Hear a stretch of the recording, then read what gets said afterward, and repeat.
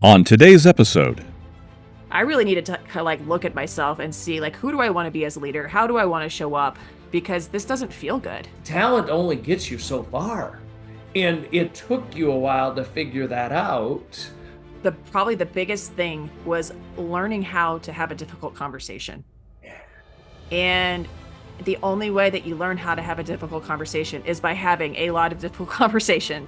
Why do you think others should start looking in the mirror and evaluating themselves? Why should they find a coach? Why should people grow and develop? Because there's a whole world out there and there's so many ways we're holding ourselves back.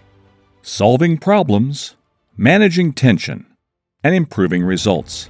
It's the Project 1202 Leadership Lab podcast with your host, Project 1202 founder and head coach, Rich Lohman. All right. Well, welcome everyone to the Project 1202 Leadership Lab. Rich Lohman, your host today, and I am extremely excited. I met this woman that you're going to get exposed to today through a friend only recently, but I am amazed at her trajectory. More than anything, I got to tell you guys, you should be excited because I was amazed at how she answered some of the questions I was asking when I got to know her. I love to get to know people, and the answers showed me that I needed to get her on the podcast. So Amy Reed is the person we're going to be talking to. Welcome to the Leadership Lab. Amy, how's it going today? It's going great. Thanks so much for having me, Rich. I'm excited to be here. Absolutely. So a little bit of context. Amy is, or was, we're going to tell this story, but was a women's college basketball coach, a small Division III school, Rochester Institute of Technology in New York. Is the winningest coach in the history of the program. And what I was fascinated by when I started, just for context for the listeners, I started researching Amy before I even met her because I wanted a little bit of a baseline, because the client and friend that introduced us just said, I want Amy to be able to sit in on one of our coaching sessions. So I did a little bit of research and I found out that there were years in Amy's becoming the winningest coach that she had lean years. And then there was all of a sudden some really good years where there's 20 plus win seasons, Division III NCAA tournaments, those kind of things. And so I wanted to know about Amy, like, what was it? Was it the recruiting? And you guys are going to now learn that story. So Amy, let's dig into this. In the Leadership Lab, we have a theme, a basic, storyline of everybody. And I think we all have these stories. But the question that we're going to start with is, before you understood leadership, or before you started digging into the development of leadership, what were what was your framework? What was the construct about what development and leadership was like for you? Yeah. So I think, perhaps like a lot of leaders, especially coaches who have played at a high level, like I did. I played at Division I basketball at Marshall University. I had a leadership change halfway through my college career. So the person who recruited me was Mm. let go and then ended up having to play for somebody who didn't recruit me, which was really interesting and difficult, presented a lot of challenges. I always knew that I wanted to be a coach, to coach basketball at the collegiate level. And then when I got my first head coaching job at RIT, I was like 26 years old. I knew absolutely nothing about leadership, about coaching. I just was like really excited to be there and just, Wow. had this ego and thought, oh yeah, they've never won. I can do this. I can turn this thing around. And what happened was I ended up sort of adopting the leadership style of all the coaches that I had in the past. And don't get me wrong, like I learned a lot from a lot. I had some really good coaches and I had some not so great coaches. And I tended to like latch on to the not so great, the sort of you know, do as I say, not as I do, like not really developing relationships, like being really strict, having a lot of rigidity and that didn't work. Yeah. So like all the old coaching paradigms, right, of just that are dying now, and they should be. They never worked, right? That fear-based leadership that just never has worked. I unfortunately did adopt some of those things in the early part of my career. Yeah, that's such a thank you for the vulnerability. Like, such a typical story, because we don't know what we don't know.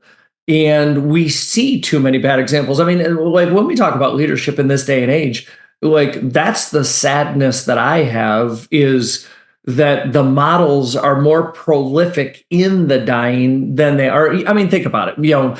Presidential debate last night. Neither were an example of leadership of anything worth following, right? So when we talk about it on every scale, in basketball, in politics, in business, everything does rise and fall on leadership, yet we still have all these bad examples. So let's go and go a little bit in that history. If you could identify your favorite best basketball coach from your upbringing, like say the person's name, just who was it? So it actually was not a basketball coach. It was my high school softball coach, Doug Morgan. Oh, And I told him this recently because I went back to my alma mater and did a workshop with their coaching staff, and it was phenomenal. And he actually just retired this year. So just to be able to tell him like how much he impacted my life and why was just really a beautiful moment. And what it was for me was I just remembered how I felt in his presence and how he treated all the players. He really got to know everybody on a deep level. He knew the time and a place of when to joke around with us and when to push us, and developing that trust and that like psychological safety, which we didn't even know what the hell that was back then, but that was it. Now that I know, right. just that I felt really safe to kind of be my authentic self and knew that this person really cared about me and that they believed in my abilities, and they encouraged me and pushed me right beyond what I thought I was capable of doing. And then when I got there, pushed me even more. And we won a lot of games, and we were really successful. So I just am really grateful for that example of leadership from him. I'm grateful for the answer because you defined what leadership was, but I'm more grateful for the fact that you got the opportunity. And I encourage people, I ask that question a lot inside of coaching sessions, inside of the Leadership Lab, because we have framework of who our favorites were, our favorite teachers, our favorite coaches. And then we dig into why, what were the characteristics? And then what I always encourage, and it was something that John Maxwell encouraged me, was go thank them. And you already got the chance to go do that. Like, that's where like my gratitude swells, is when we know what good leadership looks like, that we get to go back and thank some of those, the icons, the leaders, the favorites that we've had. It's a cool story, because that, like, think about how you made him feel and how he saw that his leadership worked, because the feelings he gave you in the early days, you just gave back to him. There's pride that he has from that conversation. Now, you had, you turned us on to where it was in the beginning, and you've got the stories of your messes. Let's talk about them. Like, what were some of the things that you started to identify that your leadership wasn't right in your early days of coaching? I mean, 26 years old, you don't know what you don't know. We were all there once, but when did you start identifying this isn't really going right? Yeah, great question. I think it was after a few years. We weren't winning, and I know that's not everything, but it was the way in which we were losing games too that I was really kind of tapping into and getting curious about. I didn't feel close to any of my players. I knew nothing about them. I was very business focused and X and O focused and recruiting focused. And that worked for a little while. I did get some really good recruiting classes in there. And we did win. Like, we had a really big bump after my first year where we had a 4-win season my first year. There were no expectations. So I was just like thrilled with that, because it was 4 more than they had before. And then the following year, I think we had something like 10 or 11. So I'm like, all up in my ego, like, oh yeah, like I'm a great coach. Like, we got 10, 11 wins. We doubled this thing. And part of that was a big part of that was the recruiting and getting actual talent in there.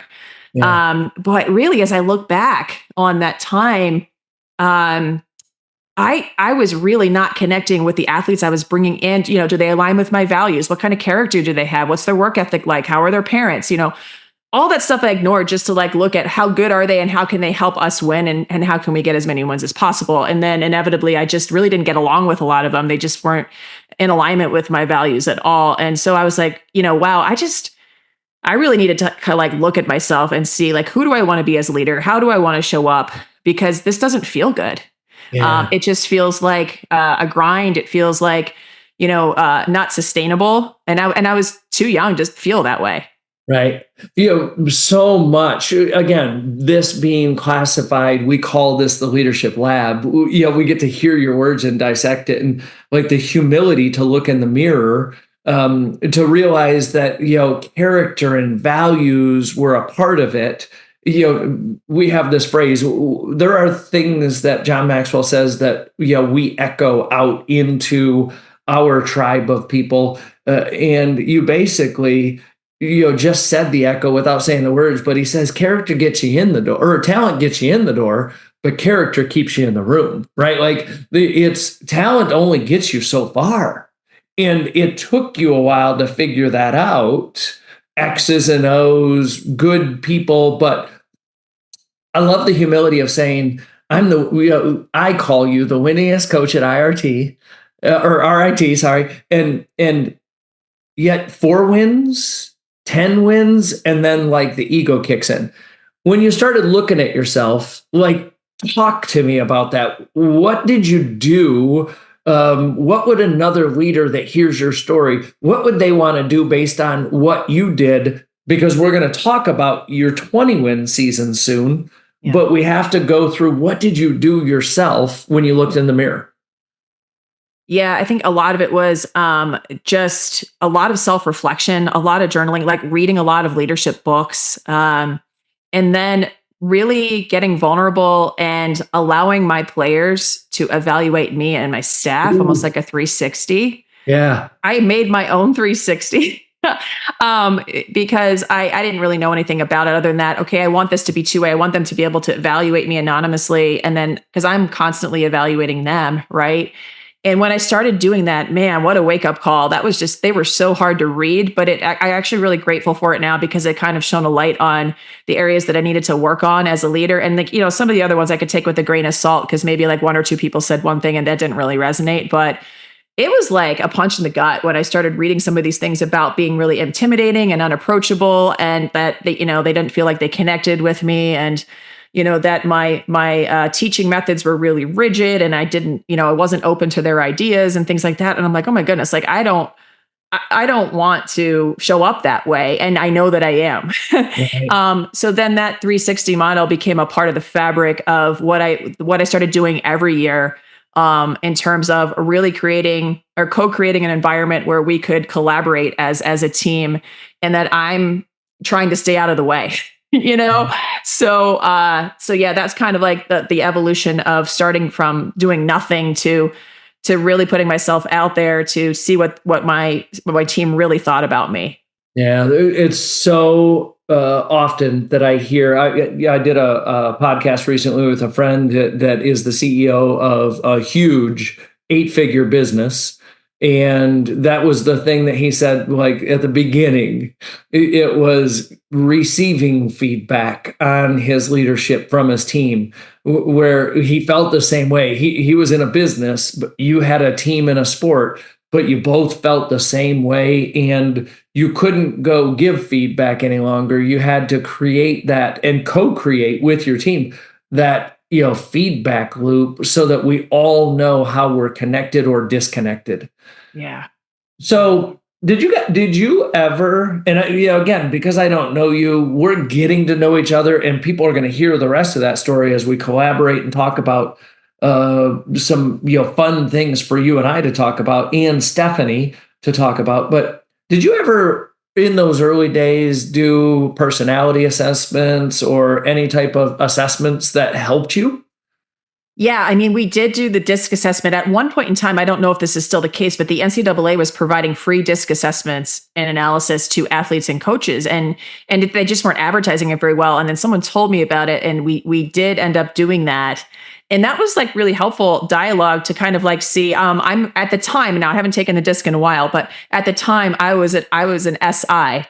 So like that, it really kind of shone a light on, okay, yeah, this makes a lot of sense, like why I'm showing up this way. And, I was on a team full of Ds. I'm like, oh my God, like no wonder this is not going well, And that makes a lot of sense, not to stereotype, but I had a lot of engineers on our team, a lot of like, folks who are just more analytical, and that was driving me up the wall, and I just didn't know why. So one of the things that I changed after a few years and after knowing that was moving away from, like, in basketball, there are a lot of different philosophies you can use, and I'll try to keep it simple just for folks who just don't know basketball. But I went from having 15 to 25 different plays where you had like really specific things that you had to do, like really, intricate things.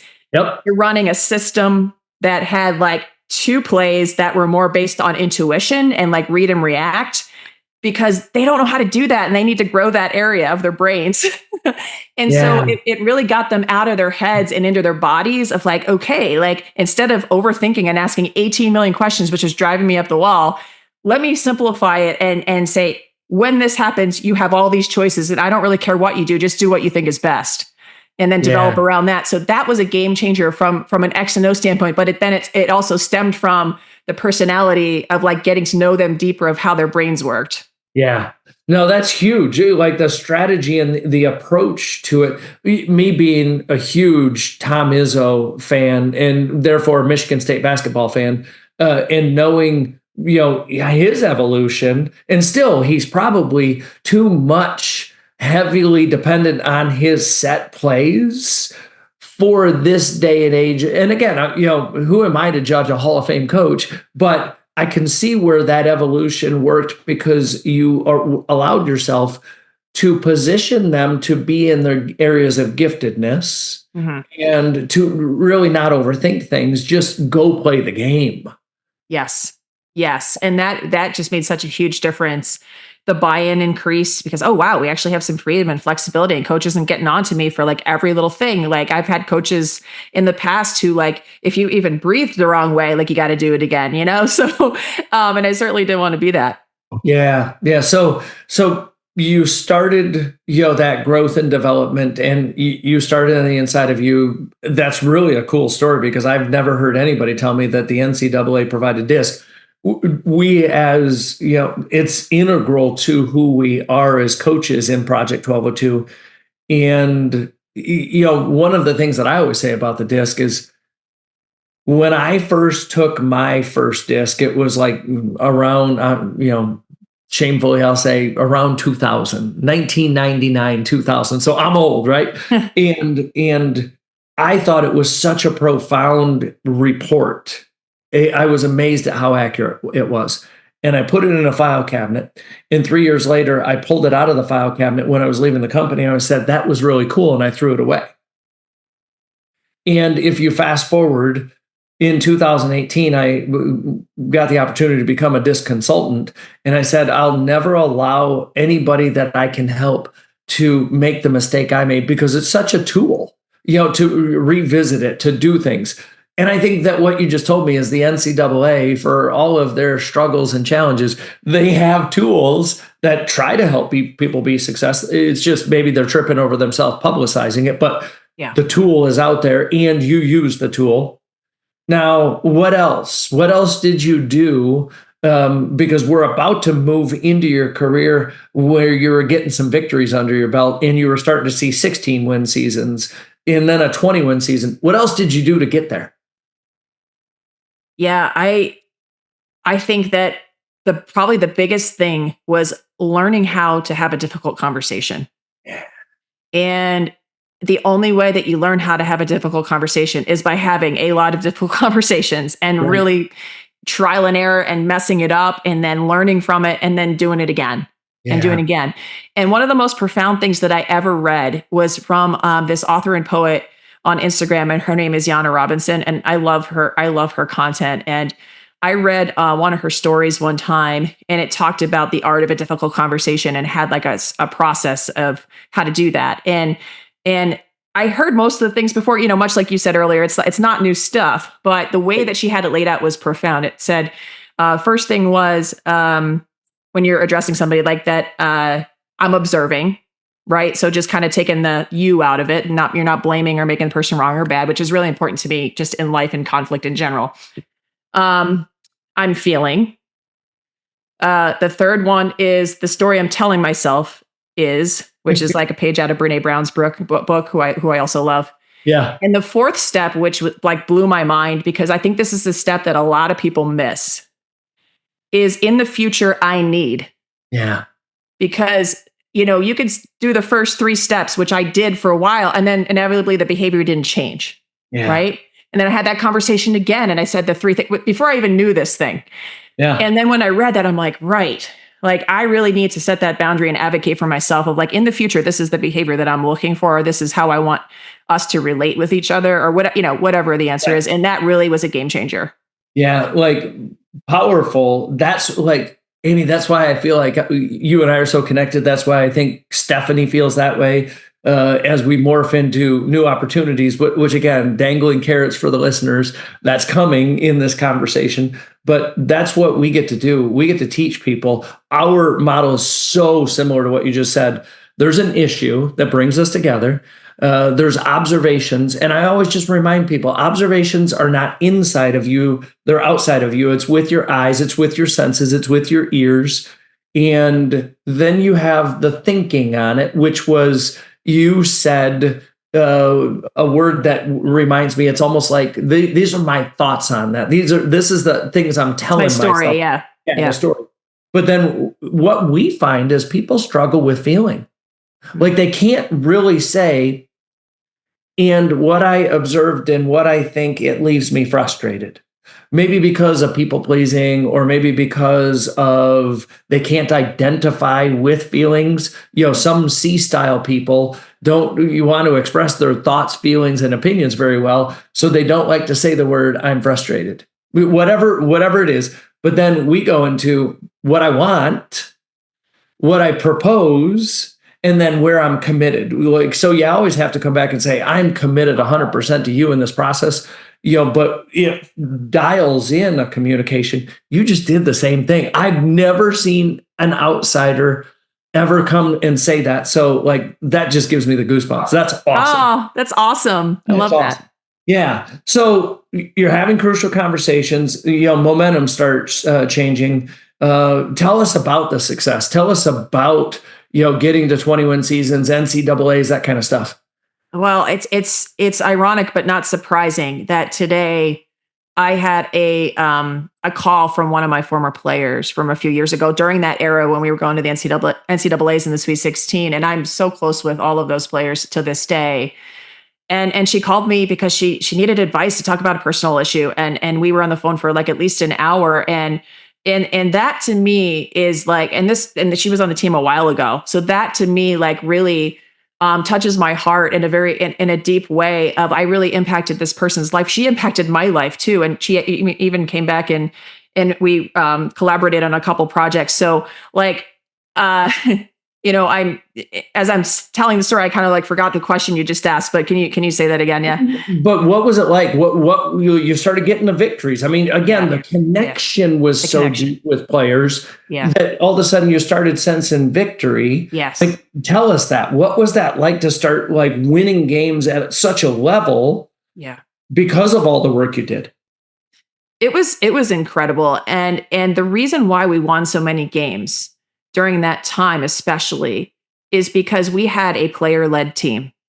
Yeah. There was so little that I did in terms of, making sure that the locker room was a sacred place where the type of language that you're using in there and the type of mindset that exists in there is very particular. And that year, and every time I tell this story, everyone thinks that I'm crazy, but like that year we had 6 captains, 6, and there's only 16, 17 people on a basketball team. Like, how do you do that? Well, I had a method of choosing captains that I used for a few years where if you wanted to be a leader on the team, you would apply for the job. So you would send me like a 1-page resume, if you will, of all the ways in which you led, whether it's at university, whether it's in the community, however that showed up for you. Right. And then once you submitted your application, we had a team meeting and we made it fun. And each player who applied was able to do like a 5-minute presentation on why they should be a leader. And then we voted on it. Well, all 6 of my seniors that year applied. They all like completely blew it out of the water with their presentations. That was like some of the best work I'd ever seen. And it was really great. And then we voted and the votes were so spread out so evenly. I could not in my right mind not give them all an opportunity. So we actually did the strengths finder I did the strengths finder with them, and they were all, it just worked out. Like 2 of them were really strong at this, 2 of them were strong here, and 2 of them had strengths over here. And they stayed in their lane the whole season. And I really could focus on, I still focus on the relationships, but I would focus on the strategy even more so than when they were running it. Yeah. That is powerful. That like having the right people on the bus in the right seats, understanding, let them each play to their strengths. Like that's what we need more of in business and schools and government and teams. We need more of really understanding and seeing the goodness of people show up instead of leaders holding people down. I mean, that's what this thing is all about, which you well know. So, you come to a point. Now, share with us what caused you. I'm now going to tell the listeners what caused you to leave basketball and coaching. Yeah. So after that time period of, the trajectory of success of the program and having those incredible years and with the right people and the right players in place, the pandemic hit, as we discussed, I think, on our last call, and everything really kind of changed and shifted. And I was noticing that, I was still continuing to grow myself as a leader, continuing to improve and get better, taking what worked in the past that was, made us so successful, and continuing those things and continuing to reflect and analyze, okay, what's working, what's not, what can I keep doing, all of that stuff. And it just wasn't landing with these athletes. And I'm like, like what's happening here? So, did another really big deep dive on myself, like looking in the mirror. And I got to a point, Rich, where I was like, you know what? I really love who I am. I love who I am as a leader. And doesn't mean I don't want to grow and change. I'm always committed to that. But changing right now would mean changing my core values. It would mean changing everything about what I care about. Right. And I just couldn't do it. It was out of alignment with my own truth. Yep. And so that's why I had to ultimately step away and allow someone else to come in and take over who was in a different place than me. Yeah, powerful. Thank you for the vulnerability and sharing. But when one door closes, another door opens. So tell the listeners, what are you doing now? So I'm a different kind of coach now. Yeah, I'm an executive leadership coach, and the reason I got into this type of coaching is because I got my own coach and I loved the experience. I was introduced to my coach, who is Krista Petty, and she was a former Division I basketball player. She played professionally for a brief time. She's a very good friend of a dear friend of mine. So I trusted that right from the get-go. And then also there's something about not having to translate. I was doing a lot of career exploration and like what's next, with her. And there's a lot of value in not having to translate the basketball piece. And that was really amazing. Yeah. But that experience completely changed my life, because I was able to do 2 things during that time. I was really kind of, to be honest, beating myself up of like, gosh, why is my leadership, like, why is that not landing? What can I do? And she was helping me through that. And that's when I discovered that actually I really love who I am, and I love how I'm leading. And then I was able to simultaneously explore what's next, which was coaching. I read Energy Leadership by Bruce Schneider. It completely changed my life, that book. Yep. And this is before I even knew that he had a school. Right. So when I was exploring that of like, okay, how can I become a coach? It just all lined up, and it made sense to go to his school. Yeah, that's amazing. So the school, just for the listeners, that she's talking about is IPEC, International Professional Executive Coaches. Yeah. And an amazing school. Everybody knows that I'm part of Maxwell Leadership.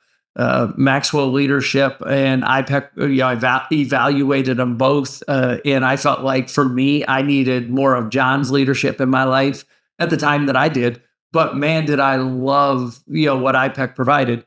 So now you're moving into a phase where you get to talk about this question and the answer to this question.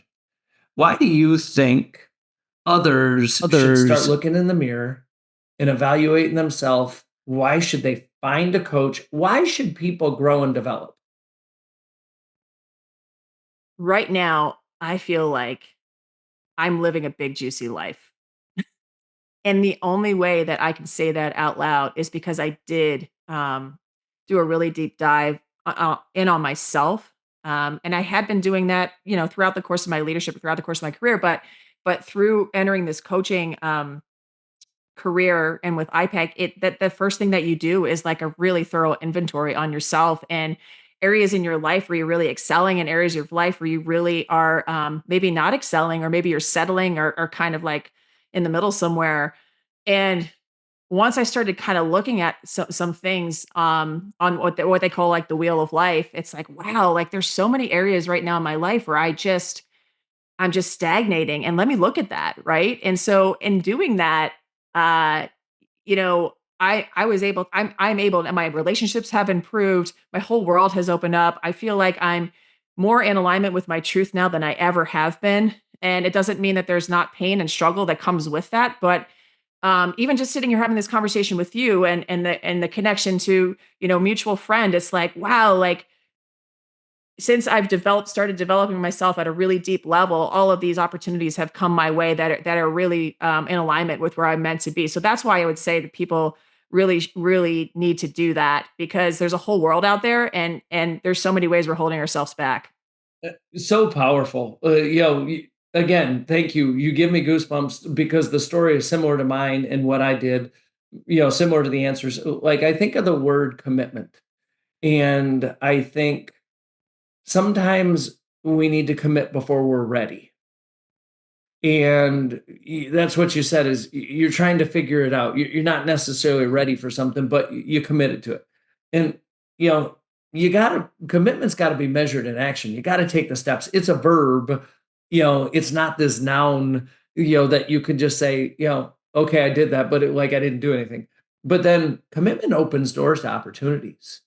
We didn't know 6 months ago we were going to meet, Yeah. but we all of a sudden really like vibe with each other, and our stories resonate, and we can talk about collaboration. We can talk about, partnering on things. Hey, you can need to go see Amy because she's got the background that's similar. Even, how you and Stephanie connected because you've got the common ground of basketball and the passion for youth and sports and all that kind of stuff.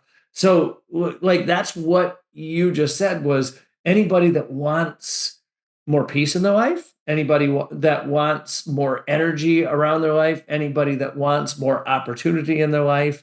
If you're lacking in any of those, then it's time to look in the mirror. It's time to understand who you are. It's time to understand your values and how you're walking in your truth or not.